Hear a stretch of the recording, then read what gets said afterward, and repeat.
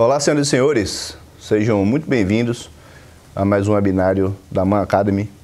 Hoje eu estou aqui com meu amigo Luiz Guilherme, sócio fundador da BT7, uma empresa especializada em tributos, rotinas fiscais e, naturalmente, estruturas societárias e sucessórias que, inevitavelmente, sempre caminham juntos. Luiz é um craque, é advogado no Brasil, advogado em Portugal. Aqui nos Estados Unidos, é um consultor tributário autorizado pela Receita. Eu tenho certeza que esse conteúdo levará você de um ponto A para um ponto B de uma forma muito eficiente. Se você hoje pensa em internacionalizar, esse tipo de educação e de informação é obrigatória. Atualmente, eu concentro na BT7 100% dos nossos planejamentos societários / tributários internacionais, até porque, como vocês sabem, a gente tem uma operação preponderante na Flórida e em Portugal, e o Luiz consegue transitar muito bem em todos esses ambientes. Deixa ele dar umas palavras de boas-vindas antes da gente começar aqui o nosso webinário.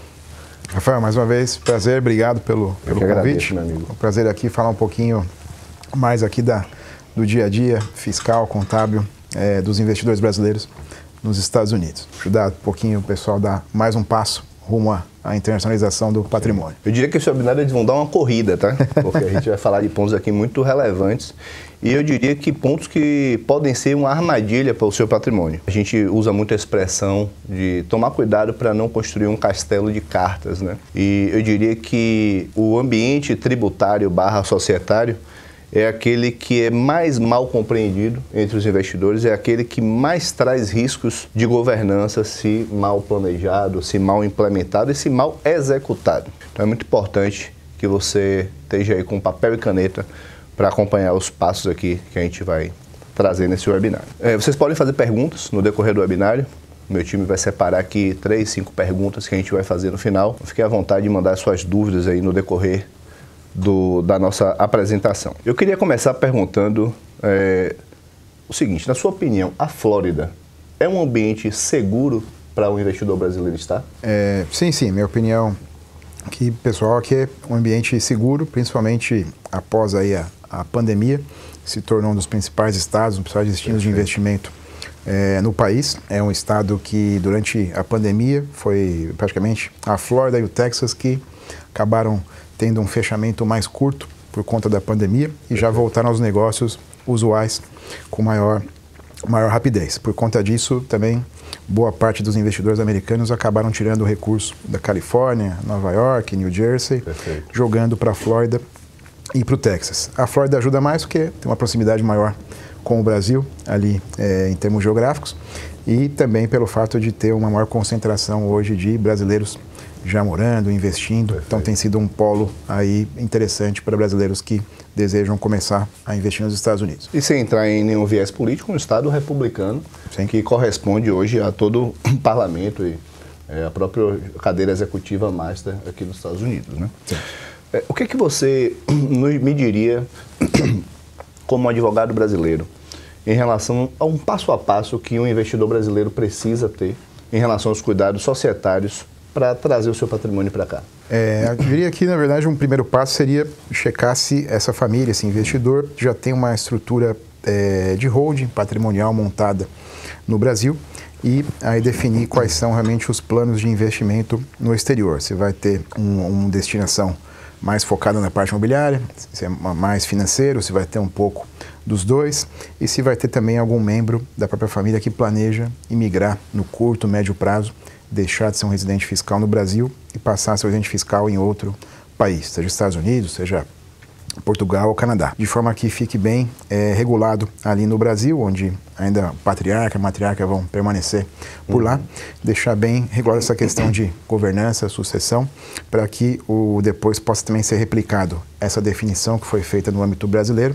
ser transportada para o exterior para abranger aí esse nova diversificação do portfólio. Então, partindo aqui para investimento americano, trazer, de certa forma, o que for possível da estrutura brasileira, que foi desenhada lá no Brasil, juridicamente, fiscalmente, para ser, digamos, plugada na estrutura americana e ainda assim você tenha aí os benefícios, tanto do ponto de vista fiscal quanto sucessório, que você já tinha idealizado lá de trás para sua família. Recentemente, o presidente eleito Lula no Brasil, ele trouxe uma frase que veio à mídia, né? Que no Brasil mais vale a pena ter um relacionamento, né? Do que estar aderente às leis, né? O que eu particularmente, você também não concordamos, né? Aqui na Flórida é assim também? O amigo do rei, ele tem preferências? Não, de certa forma, não tem esse mesmo, digamos, mesmo cenário brasileiro, né? Tem, claro, sempre tem, não só Estados Unidos, mas outros países, sempre tem aquela parte, aquela empresa, pessoa que tem um relacionamento melhor com o governo, seja aí por questões de financiamento político, por destinação, afiliação partidária, alguma coisa nesse sentido. E aqui o lobby mas hoje, permitido, né? O lobby aqui é permitido. Mas, de certa forma, aqui, a grande diferença é que não só a Flórida, mas os demais estados, tirando aí Nova York e Califórnia, que são um pouquinho mais engessados, né? Sim. Mas a maior parte dos estados tem essa cultura realmente pró-business, um ambiente mais justo para todo mundo fazer o seu negócio. Não só aquele amigo do rei que vai ser sempre privilegiado com certos benefícios, né? Queria contar uma história. Recentemente a gente estava construindo uma casa aqui no subúrbio da Flórida e quando a gente foi vender, né? Aqui na Flórida, quando você vende uma casa, você recebe do cartório, né? O comprador, ele paga para o cartório, que deduz todas as taxas e nos paga como proprietários lá na incorporação. E aí nós recebemos um débito de 50 a 70 dólares, nada relevante, né? E fomos investigar no cartório o que era. Era um subcontratado do nosso General Contractor, que acabou não recebendo um boleto. E aí ele pôs como se fosse um gravame, né, no cartório, na Title Company, em relação àquela casa. E antes de o cartório nos perguntar, ela já pagou o prestador de serviço que comprovou lá o seu vínculo. O que, na minha opinião, eu fiquei extasiado com essa capacidade de segurança jurídica para o próprio prestador de serviço, né? Eu percebo que aqui nas relações, todas as partes, como você falou, elas têm uma equidade de tratamento jurídico, ou seja, é justo para todo mundo.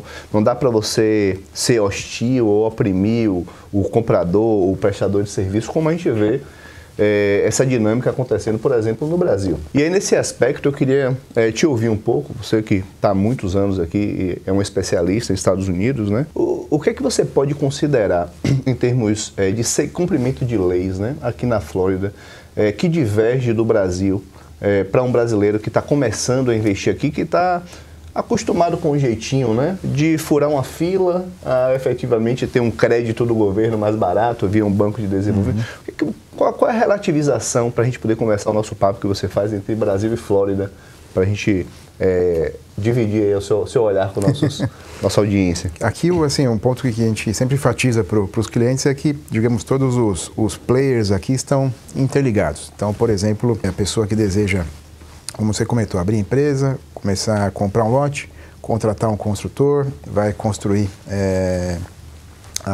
uma casa, seja para revender, seja para depois alugar. Então, as partes que vão estar envolvidas nisso aí acabam tendo uma certa ligação, porque uma depende da informação da outra para levar adiante. Perfeito. Então, é muito importante nesse aspecto, por exemplo, ter o apoio lá bom para falar, olha, estou com esse desenho montado aqui de empresa, vou contratar um construtor para fazer essa casa para mim. Então, aciona já o advogado para ter o documento, um contrato sólido ali, com esse prestador de serviço, para que depois você não tenha surpresas no final aí da prestação de serviço ou no decorrer da prestação de serviço. Então, tem essa ligação ali e depois também, como você bem comentou, olha, tem o cartório, que aqui é a Title Company, que depois vai zelar para que a transmissão do imóvel ocorra já livre de encargos, potenciais gravames que possam ocorrer. Então, todo esse processo é feito com as partes de forma que, olha, temos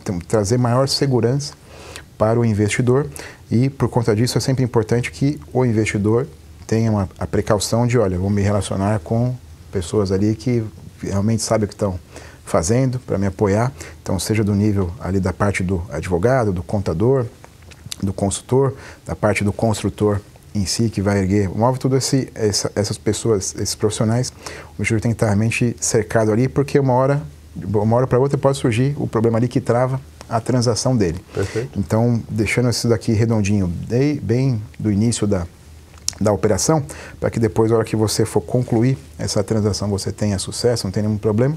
É importante você ter esse arcabouço ali, esse pessoal que vai te ajudar a construir a solidez do seu negócio. Uma consideração, um complemento que eu posso fazer, essa cultura, né, do cartório, da title company, ela zelar pela estrutura, ela quase que substitui a due diligence que nós temos no Brasil, né? No Brasil é muito comum você fazer um diligenciamento no ativo imobiliário antes de comprar, porque pode ter lá uma cabeça de porco enterrada, né? Uma questão sucessória, um gravame, uma penhora que não... Sim. Aqui não existe isso. Aqui quando você compra um ativo, você está liberado de qualquer tipo de ônus, né? Isso é realmente muito relevante.